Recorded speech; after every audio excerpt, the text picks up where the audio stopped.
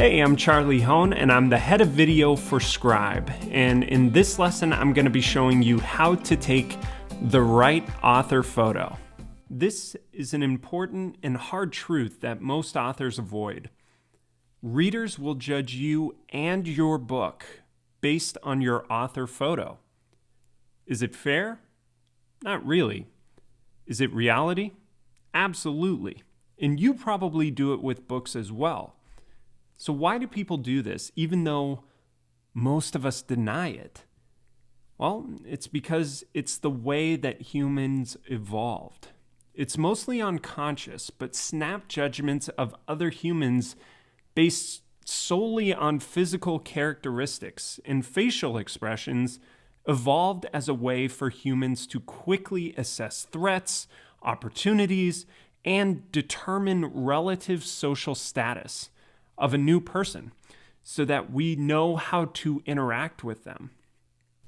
A deep exploration of this topic is really far beyond the scope of this lesson, but basically it evolved because it worked. There's a ton of research and data on this, and most of it falls under what's called signaling theory. But because everyone is like this, and most of us don't even realize it, you need to really pay attention to your author photo and make sure that you do it right. In this lesson, I'm going to walk you through exactly how to do that. And then we'll go through some examples of author photos, both good and bad, so you can see what it looks like in practice. The author photo rule that rules them all. Here's the thing that makes author photos so hard to give advice about. There's not one right way to do it. The right way all depends on what you're trying to achieve. But there is one overarching rule that you need to sear into your brain when it comes to author photos or any profile photo. You have to know what you want to signal to what audience, and then signal it properly. This is the key to everything. The author photo for a CEO of a Fortune 500 company should be totally different from the author photo for an up-and-coming comedian. Why? Because they're signaling different things to different groups. Generally speaking, the CEO's author photo should signal professionalism, effectiveness, reliability, and trust, while the comedian's photo could be wacky, pensive, goofy, or serious, all depending on his comedic style and what he or she wants to signal. To make sure you're taking the right author photo or the right profile photo, you need to ask yourself two questions.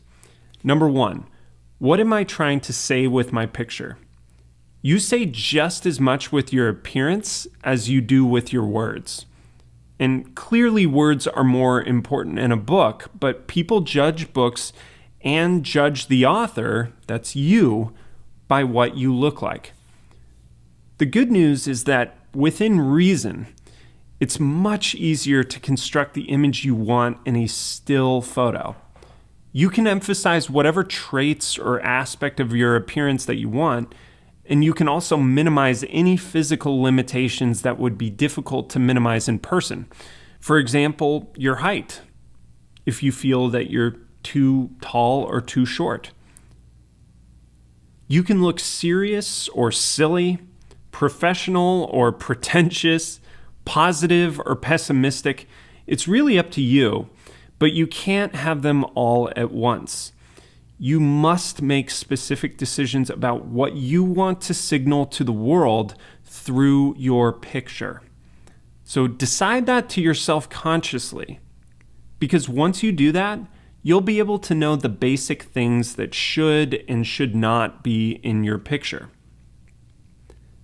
Number two, who am I trying to say it to?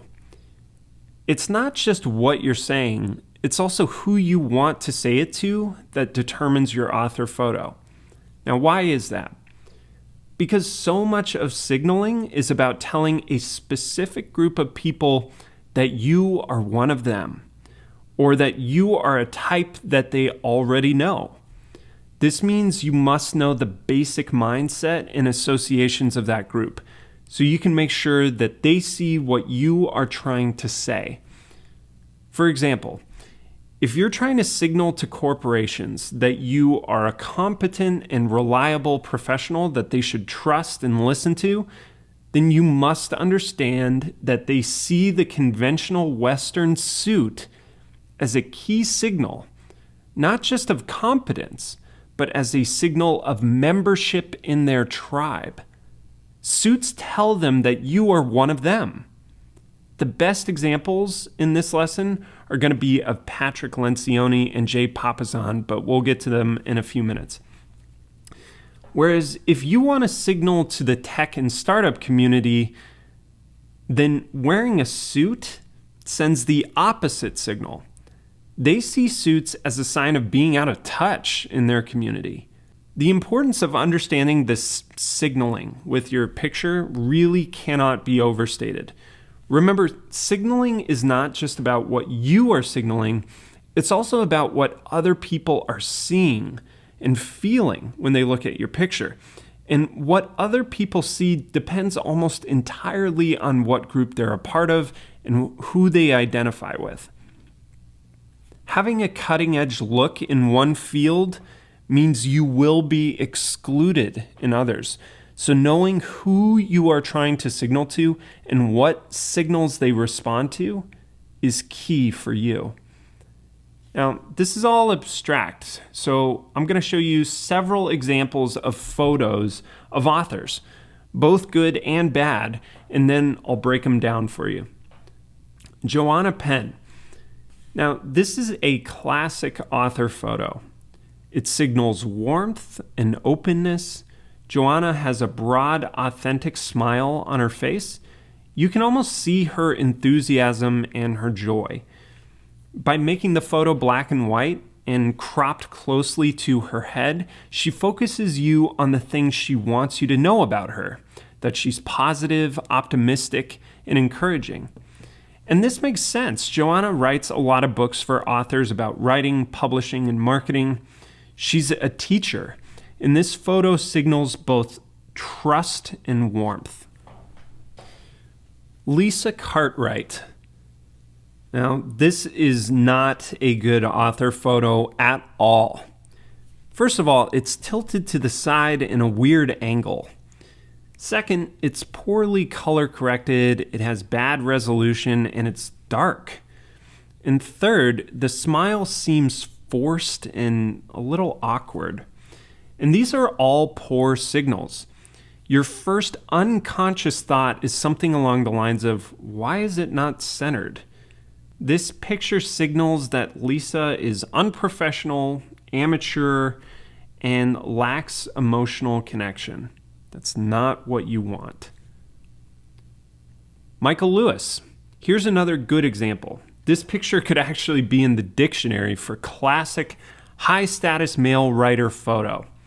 He's smiling authentically with his eyes, and he has a slight head tilt, which signals both warmth and interest. His arms are casually crossed. His shirt is unbuttoned, which signals casualness and comfort. And he has a tasteful button-down shirt, again, worn casually, and his hair is cut in a modern style, which all of this signals professionalism, but also comfort. This picture tells a really clear story, that this is a person who's done a lot in his life, and he's very comfortable with himself and his work.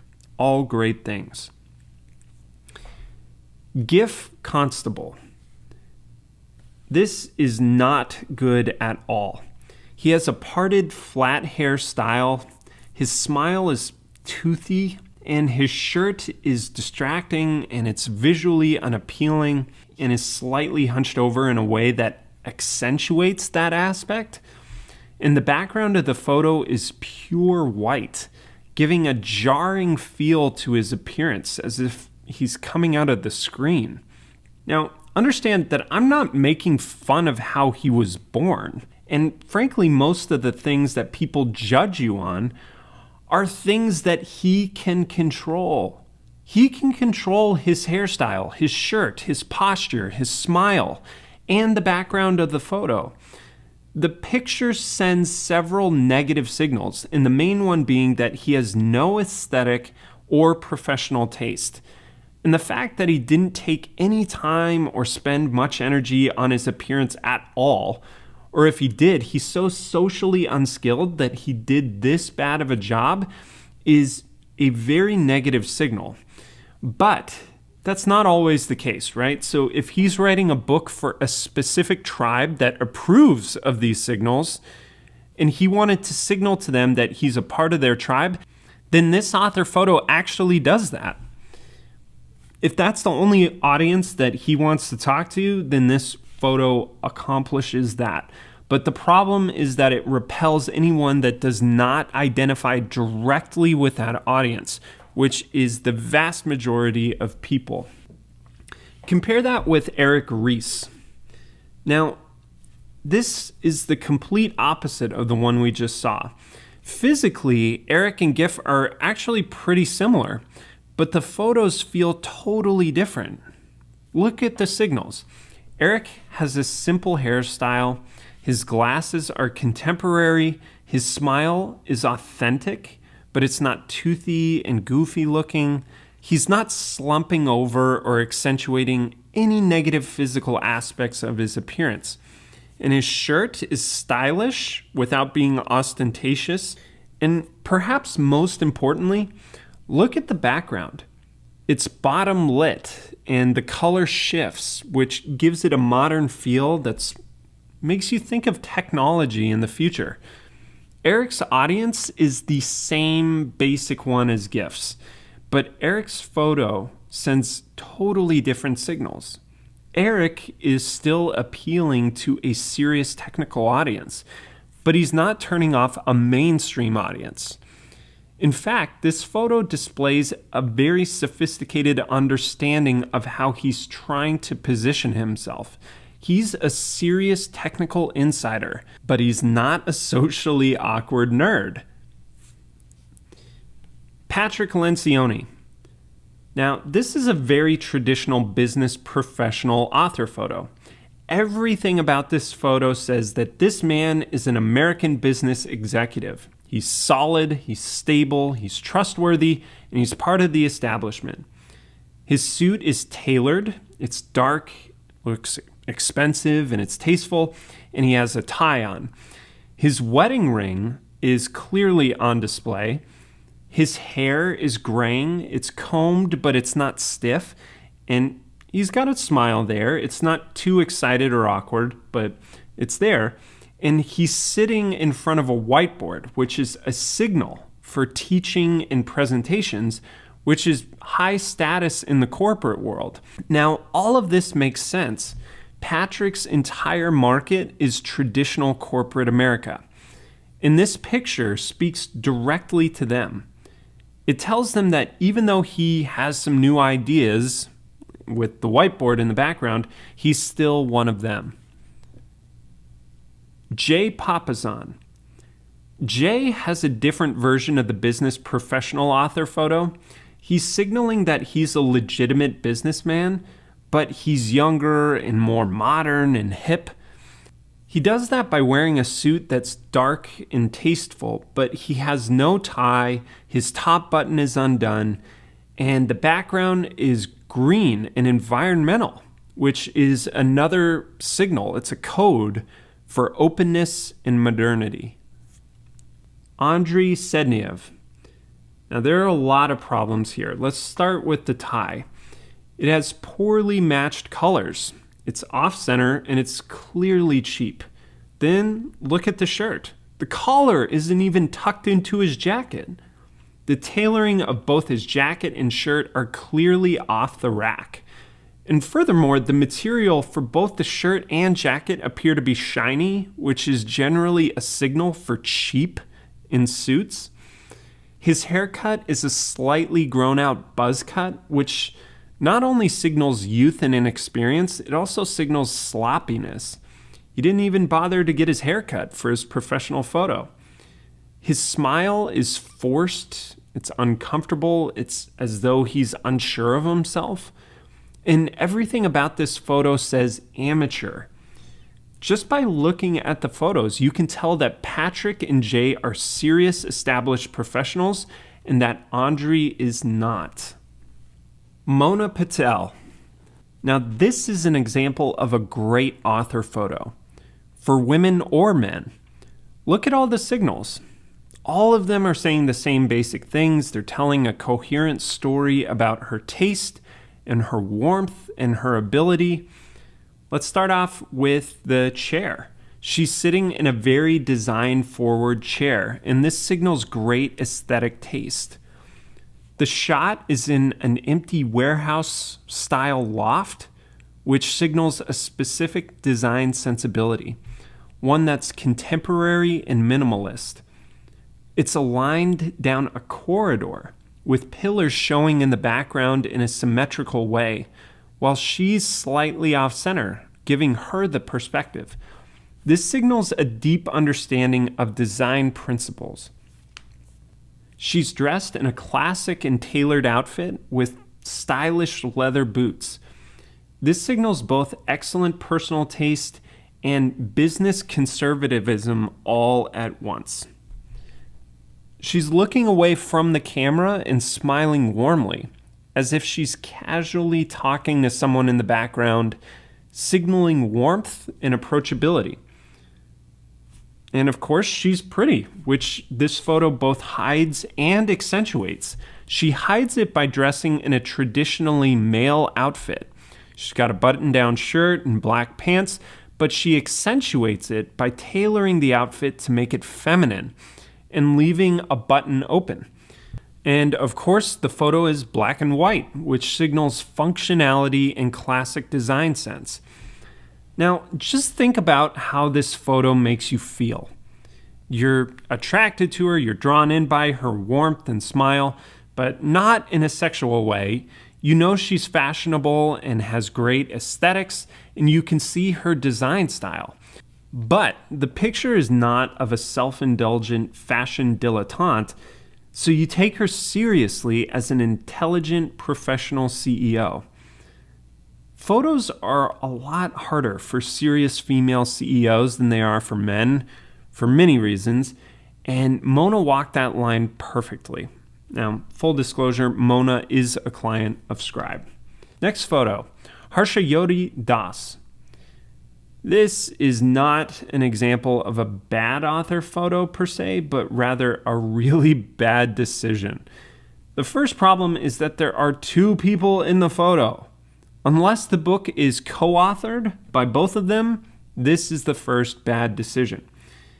The picture signals a specific set of topics. Now, if the author were writing books about kayaking or water sports or adventure or anything related to the picture, it might be a good author photo.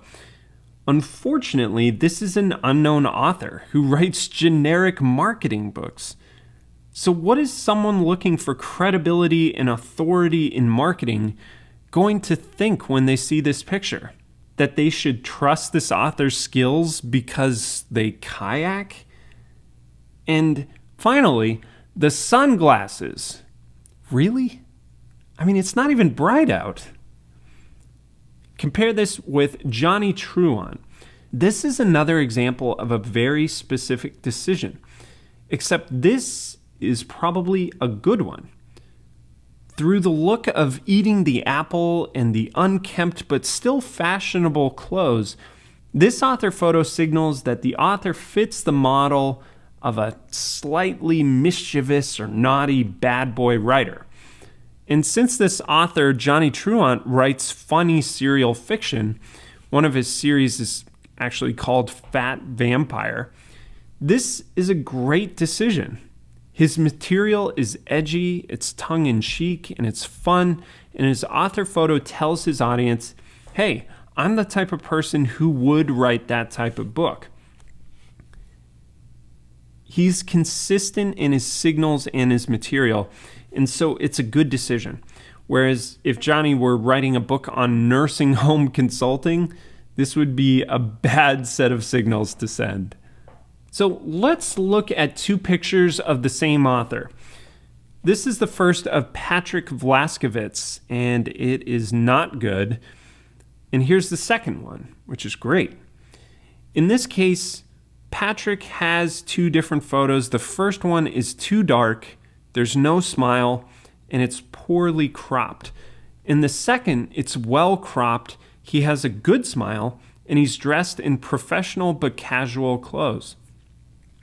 Like I said before, part of the bad versus good decision is about what signals you're trying to send to whom. If Patrick were an essayist and social commentator, then maybe the first photo would work.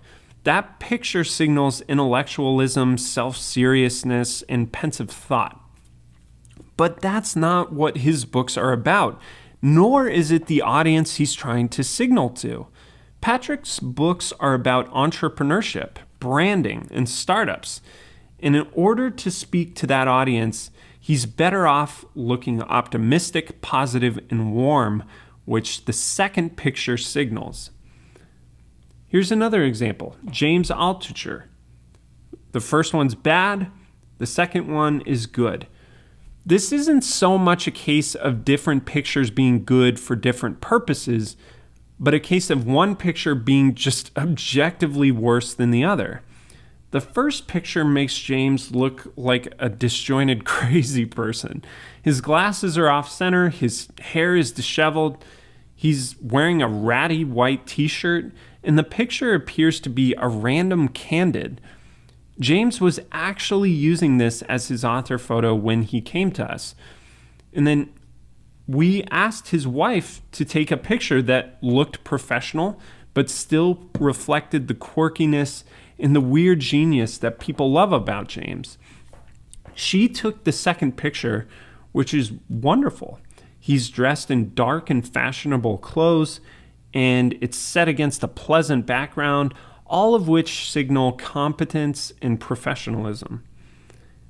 But he's also signaling quirkiness and humor. He's sitting cross-legged and retaining his trademark curly fro, and he has a mischievous smile. And that reflects who James is, while still signaling that he's a serious professional and he has good taste. And again, full disclosure, James has been a client of ours through Lioncrest Publishing, which is a division of Scribe. How to take your author photo. Unless you're a very good photographer, I highly recommend you go to a photography studio and get your photo professionally done. There is no substitute for the skills of a professional photographer.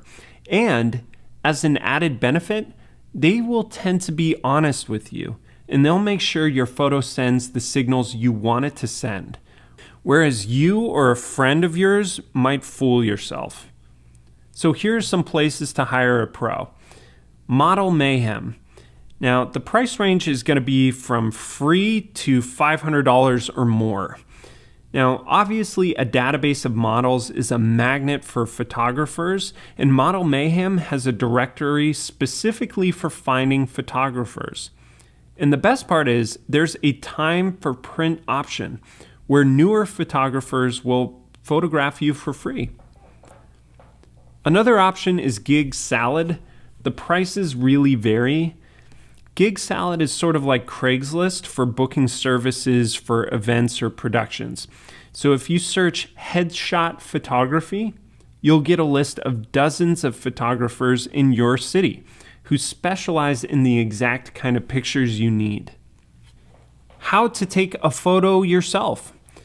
If you can't afford a photographer or you just refuse to hire a good photographer, of course, you're going to have to do this yourself.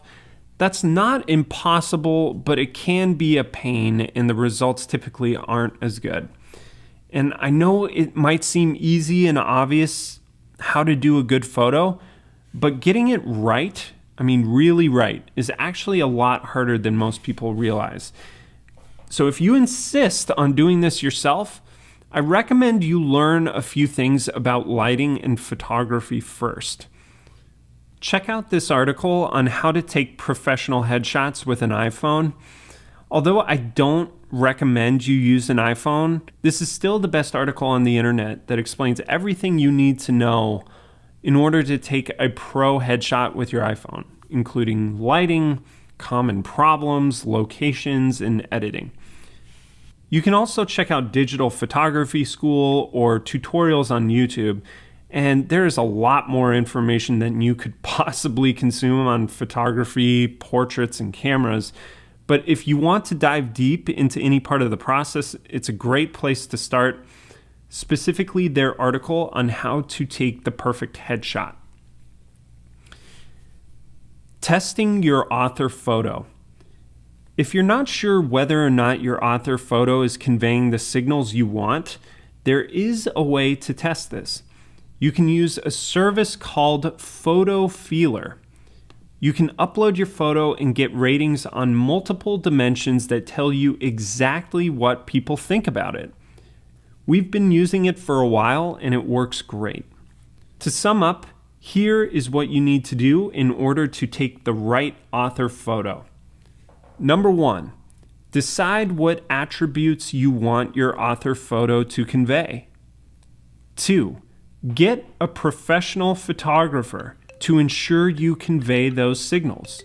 And number 3, if you'd like, test your photo on Photo Feeler to see if it signals the correct attributes.